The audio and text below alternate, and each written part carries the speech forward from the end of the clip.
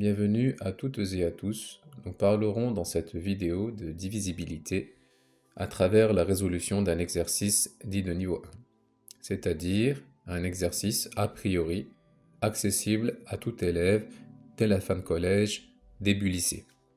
La notion de division euclidienne est un prérequis pour ce qui suit. Je vous propose l'exercice suivant. Soit n supérieur ou égal à 1, montrer que parmi n entiers naturels quelconques, on peut toujours choisir une partie non vide dont la somme est divisible par n.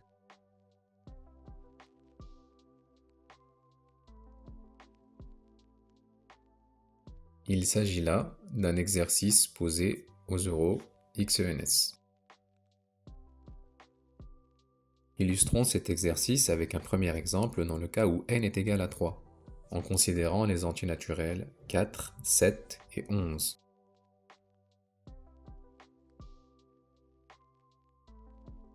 Toutes les parties non vides sont alors 4, 7, 11, 4, 7, 4, 11, 7, 11 et enfin 4, 7, 11.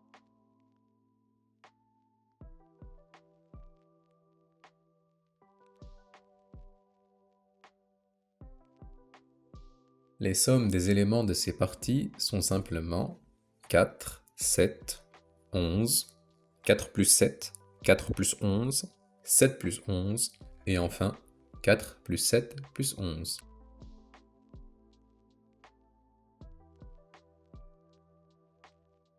On constate donc que l'on peut choisir la partie 4, 11. En effet, 4, 11 est bien une partie du 4, 7, 11, dont la somme 4 plus 11 égale à 3 fois 5, 15, est bien divisible par 3. Illustrons maintenant cet exercice avec un second exemple, dans le cas où n est égal à 4, en considérant cette fois-ci les entiers naturels 3, 7, 11 et 13. L'ensemble de toutes les parties non vides est cette fois-ci bien plus grand, et on sent qu'il vaut mieux se limiter à un sous-ensemble bien choisi des parties non vides pour espérer généraliser notre approche.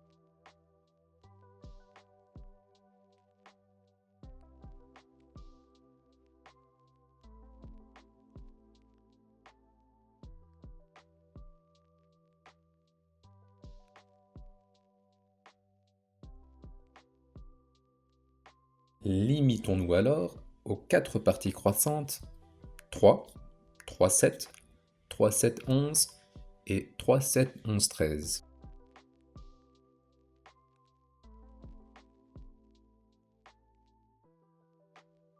Les 4 sommes des éléments de ces parties sont dans ce cas 3, 3 plus 7, 3 plus 7 plus 11 et 3 plus 7 plus 11 plus 13. On constate ici qu'aucune de ces 4 sommes n'est divisible par 4. Arrêtons-nous un temps et réfléchissons un peu à ce que cela signifie. En termes de division euclidienne, cela signifie que le reste de chacune de ces sommes est différent de 0 et vaut ou bien 1, ou bien 2, ou bien 3. Ensuite, s'il y a 4 sommes et 3 restes possibles, 1, 2 et 3, cela signifie qu'au moins 2 sommes ont le même reste.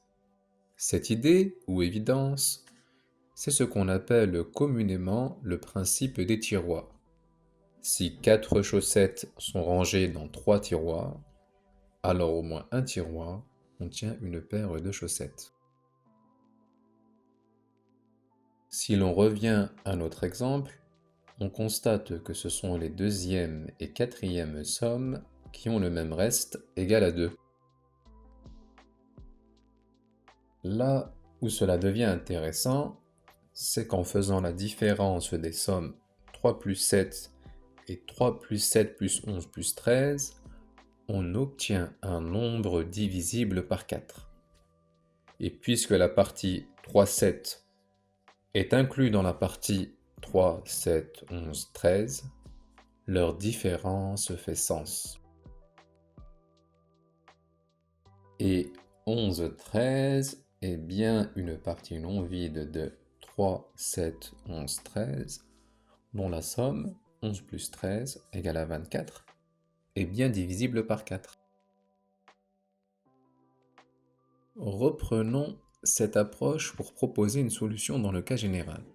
Cette fois-ci, n n'est pas connu et les entiers sont notés A1, A2, etc. jusque à n. Si l'on reprend l'exemple précédent des entiers 3, 7, 11, 13, dans ce cas, n est égal à 4, A1 vaut 3, A2 vaut 7, A3 vaut 11 et A4 vaut 13.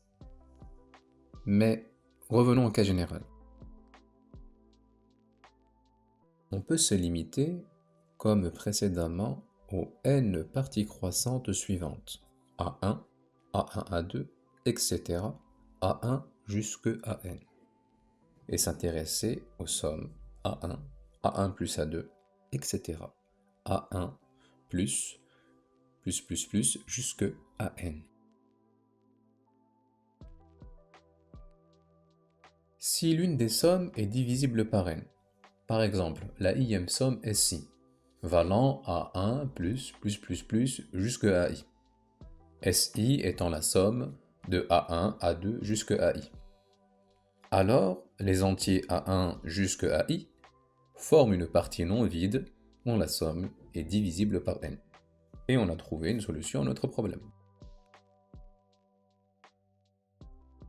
Si maintenant, aucune des sommes n'est divisible par n, alors les restes de la division euclidienne des différentes sommes par n sont tous non nuls et compris entre 1 et n-1.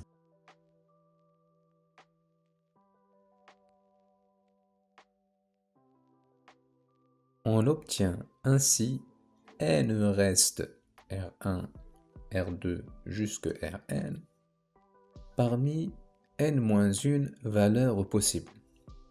On peut donc appliquer le principe des tiroirs et affirmer qu'il existe deux restes Ri et Rj qui sont égaux.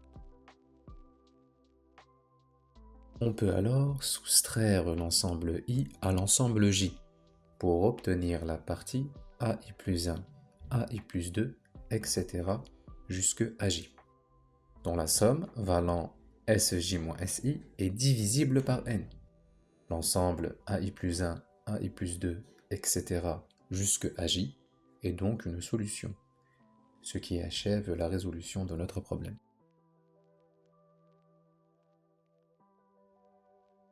Je vous remercie d'avoir suivi cette vidéo. Et pour ceux qui souhaiteraient aller plus loin, une solution complète et détaillée est proposée dans la description. Je vous dis donc à bientôt et espère vous retrouver dans de plus hauts horizons.